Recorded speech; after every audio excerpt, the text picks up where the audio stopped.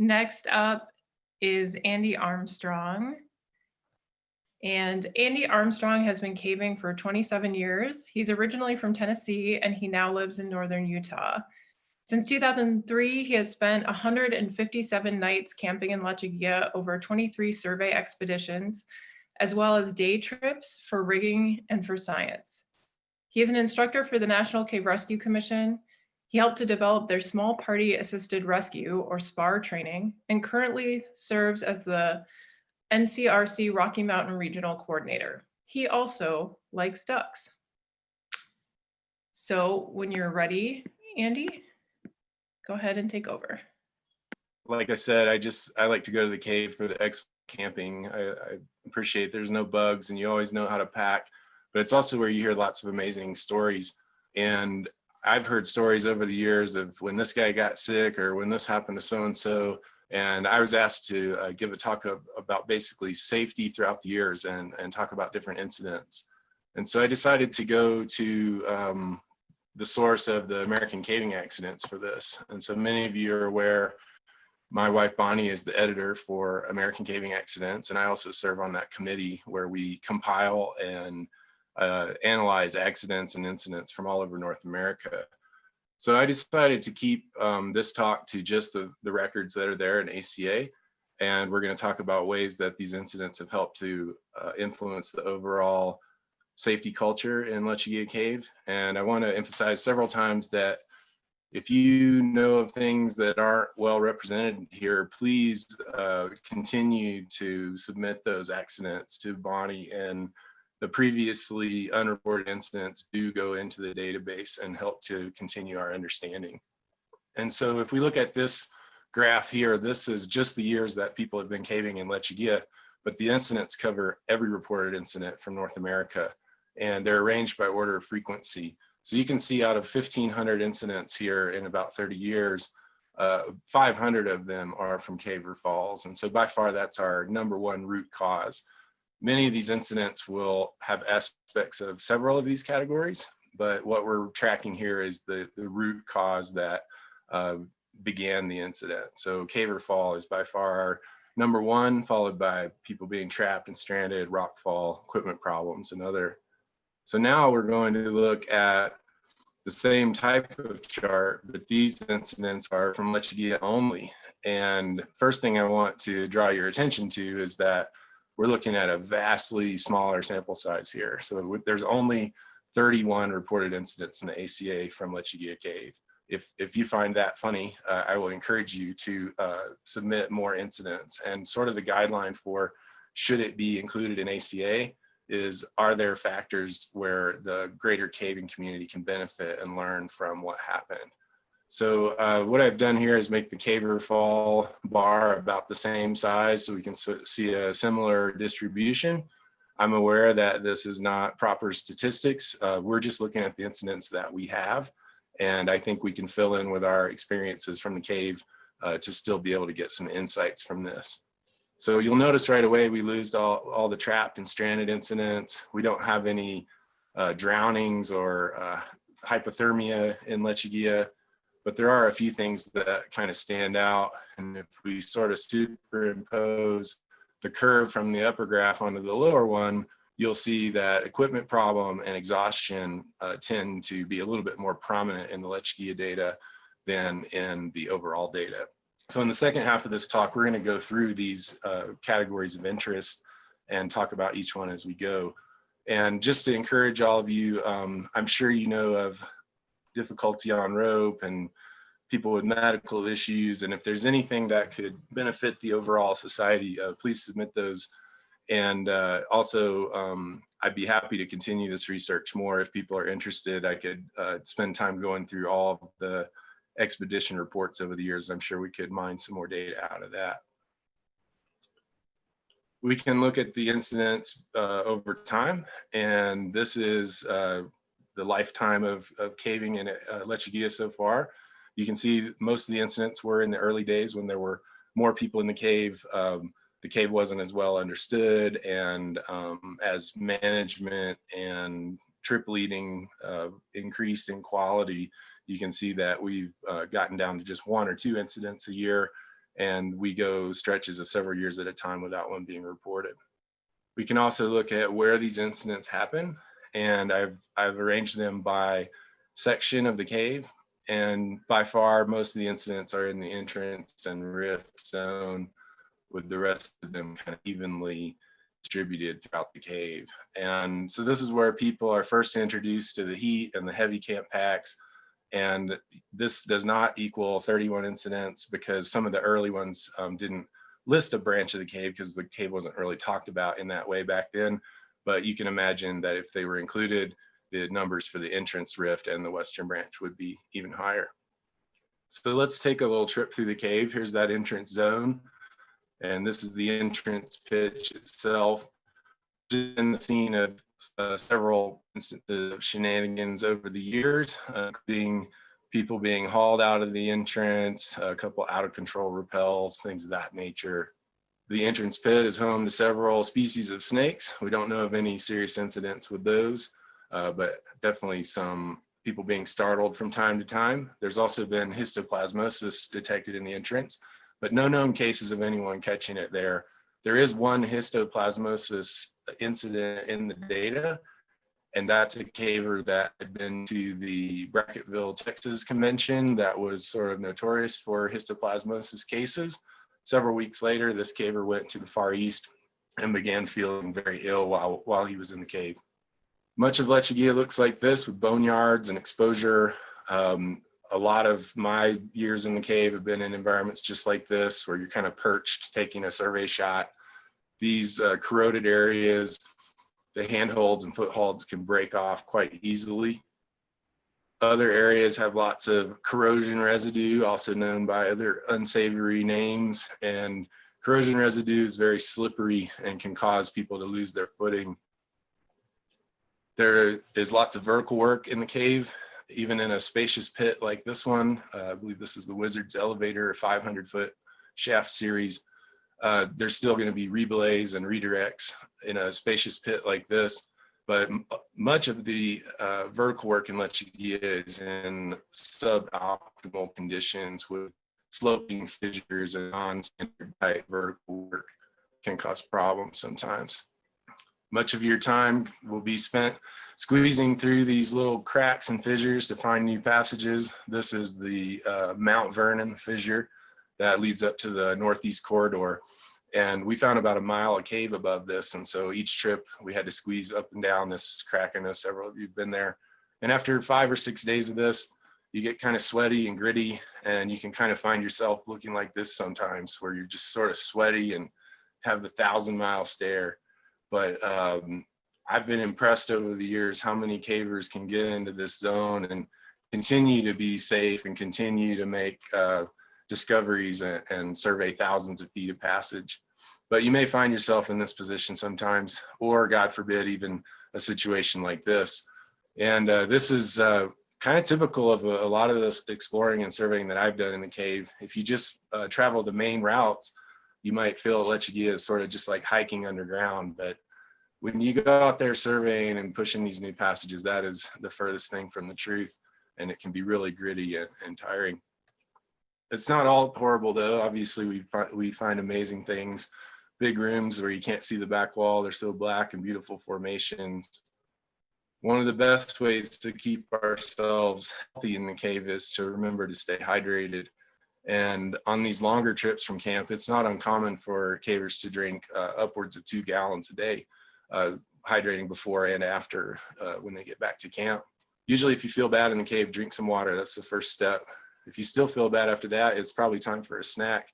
And the best Lechuguilla cavers will have a small little pack full of snacks that they can pull out at any moment to re-up on the calories while they're waiting for the sketcher or whatnot.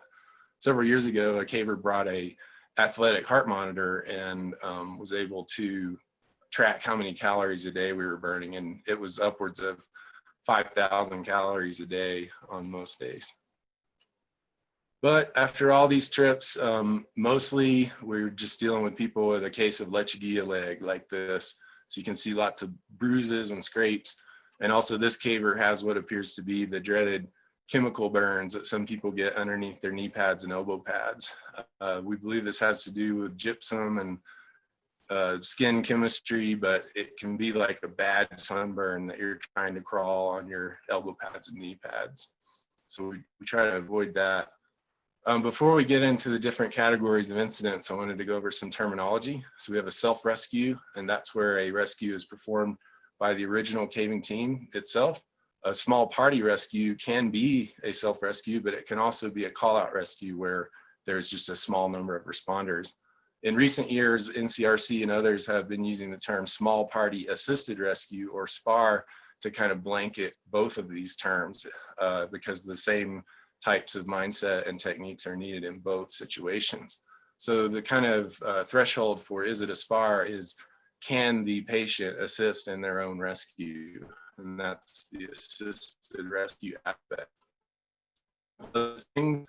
These first two are important because they've long been the threshold for should we report this to the park. And so if someone needs help carrying their camp pack, either to camp or out of the cave, I was surprised on my first trip when a caver had trouble and I thought, oh, well, that's it, we're leaving. But then it became very apparent that it was going to be safer and easier and better for this caver just to continue to camp. So some of these rescues use camp as a destination.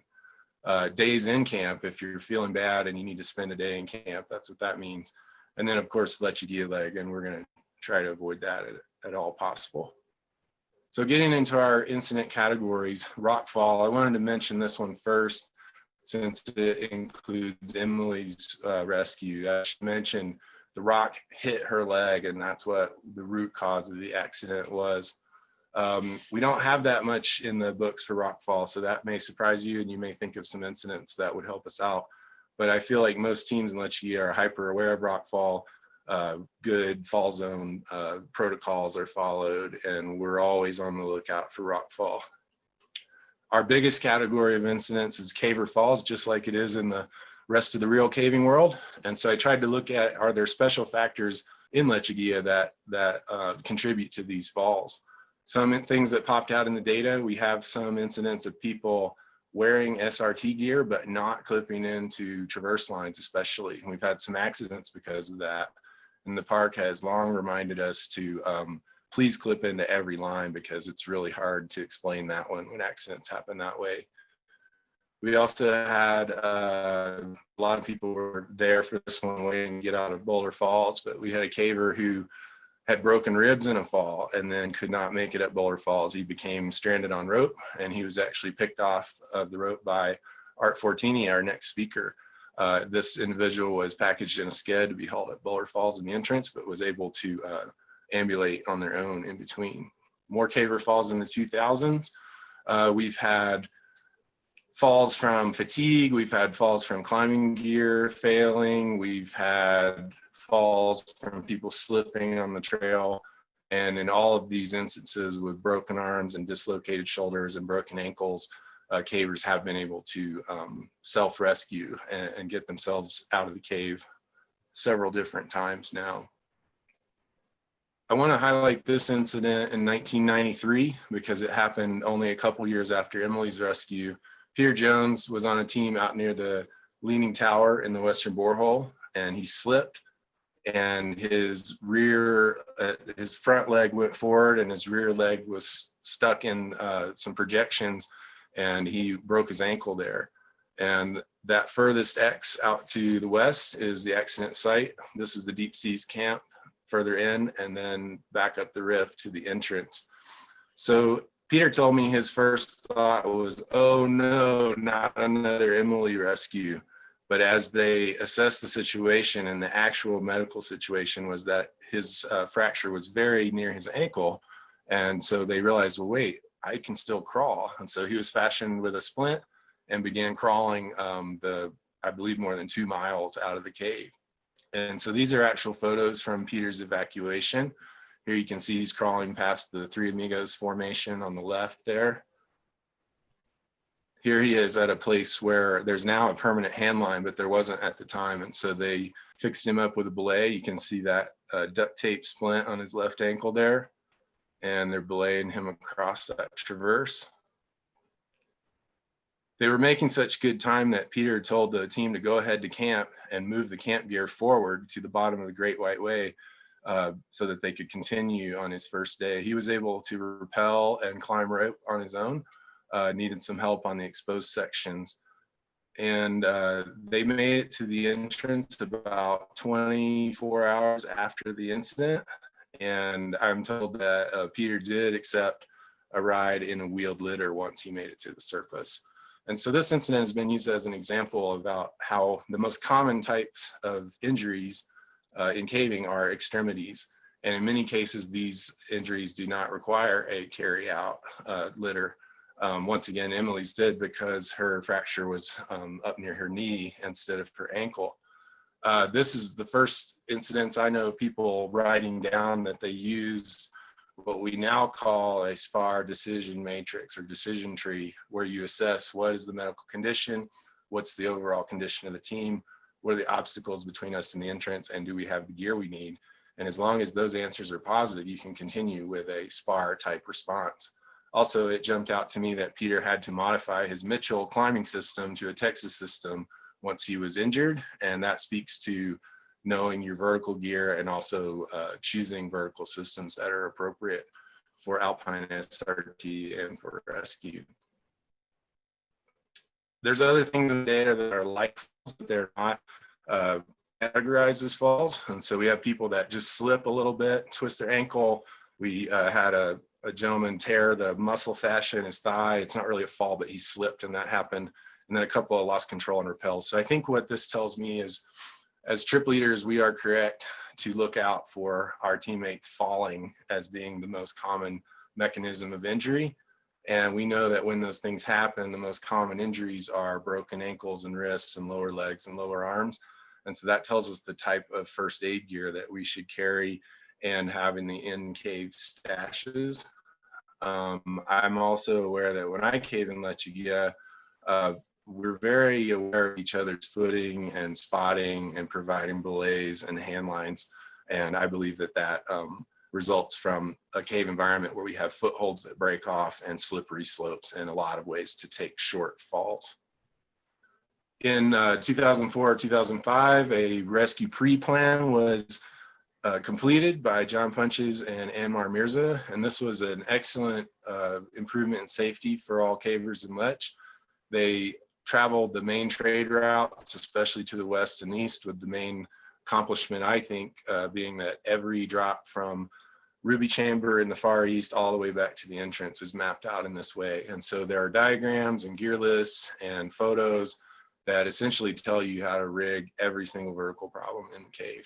And the SPAR type rescues that have happened since this plan came out have never followed the plan exactly to the letter, but they've all used the same type of counterweight and other small party rescue techniques that were introduced to the community largely through this document. And so now moving on to equipment problem. Equipment problem is kind of a catch-all category. And you can see here we had a chest harness fail, core shot rope, boots that were so ill-fitting it caused cellulitis. We had glove cotton and a cinder and caused a fall, and then a caver with 30-year-old ascenders that would not grip the rope at Boulder Falls. And so you can see these aren't all equipment failures. In some cases, these are operator error, and equipment problem just tends to kind of collect all of those issues. But I would say that we've used these anecdotal stories of all of these things to make sure that our trip participants have new gear that's not worn out. We have documents such as Lechuguilla Beginner's Guide written by James Wells that are compiled by James Wells that helps people to know the right types of gear. And for example, I always see people with high top shoes and ankle support when they come on these trips. So we tried to engineer out some of those equipment problems. And then we get to exhaustion, and I want to spend a little bit of time on this one because we mentioned we don't really have hypothermia as an overall concern in Lechuguilla, although these longer incidents, we do end up with people getting cold either in a litter or otherwise. But I would say that dehydration is sort of our analogy for that, where almost any incident in Lech, there's going to be a little bit of background of dehydration, at least in some of the people in the cave. And so we have 3 incidents listed. We've got a caver that was just on a 70-hour trip and could not stay awake anymore. We had a tired caver make it all the way to the entrance rope and then just couldn't make it up that entrance and had to be hauled out. And then I want to end on this incident from 2014. This was a trip that I was leading where my good friend Chino from Puerto Rico came, and he's one of the strongest cavers I know. But after 11 hours of these hot, humid conditions, and we don't know exactly all the factors that led up to it, we made it back out to the rift, and he became very ill and vomited a lot and lost a lot of fluids and essentially ended up in a state of shock where we knew some type of rescue response was going to happen. And after discussing this with the team, we decided it was not a good idea to try to haul a shocky person and vertically in a harness using these SPAR techniques. So we began to discuss a litter rescue, and nobody felt great about that either. And luckily, we eventually came to the right answer of he needs fluids. We can't get the fluids in him. Let's get the right resources here to him because he's safe where he is. And so we had, just to show you where this happened, we were going out to Northwest Passage, which Emily just told us was discovered during the expedition where her rescue happened. And at this time in 2014, those ropes were over 20 years old. Nothing wrong with them otherwise, but kind of getting back to that rope replacement schedule we discussed earlier, we decided to re-rig that whole passage just because the ropes were 20 years old. So we carried in 610 feet of rope. We carried 610 feet of rope out of the cave, fairly long, hard trip. And Chino made it up into the rift area, and then the BF on the map is Boulder Falls, where we realized we needed help. So this is a photo from the cave trip, and this is my proof that Chino was drinking water. And we think one of the biggest factors is this trip was in June, and it was about 105 degrees outside in Carlsbad. And so we were exposed to that dehydrating influence before we ever even entered the cave. Once we had a rescue plan, I went out of the cave to call for help, and the rest of the team made a mattress out of all of that old rope we were carrying out, and they were actually able to get some really decent sleep in there. And you can see a Mylar bivy sack that Carell had on the team, and that was a big help for Chino. I re-entered the cave with park staff and also with Nate Skelton, a paramedic from Carlsbad Fire Department. Nate was able to administer IV fluids and drugs, and over a period of a few hours, Chino was essentially brought back to normal and brought back to life. And this allowed him to cave the rest of the way out on his own. And here's us at the entrance.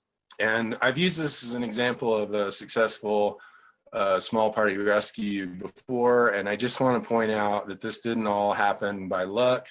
The reason this is all successful is the dedication of the National Park Service, the volunteer cavers, the Carlsbad Fire Department, the NSS through its vertical section and its NCRC.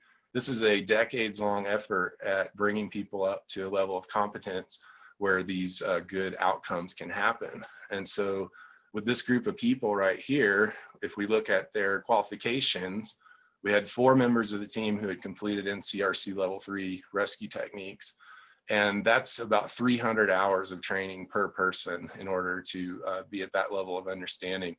The other 3 of us were NCRC instructors at the time, and then also 2 wilderness first responders and a paramedic. And so this to me speaks to our dedication to our teammates, our dedication to our relationship with the NPS, and also NPS's relationship with Carlsbad Fire Department for mutual aid.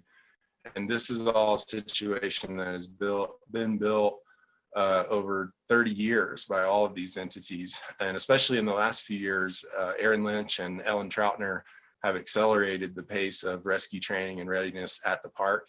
And I just wanted to encourage you all to watch out for your teammates, try to learn from these incidents that have happened. Let's continue our dedication and not let our training slip, so that the next time something goes bad to one of these hardcore cavers, that we'll be able to continue to have happy outcomes. And so I wanted to thank the people that contributed to this talk. including photo credits. Those Peter Jones rescue photos were all from Val Hildreth Worker. And I wanted to end where I began with this picture of Chino, just to re-emphasize that when we take the time to be thoughtful about rescue and about emergencies, we can create an infrastructure that provides for the right response. In this case, we were able to get this gentleman exactly what he needed, to where he caved out on his own and was able to hike back to the car with a smile on his face. And I thank you all for your time today.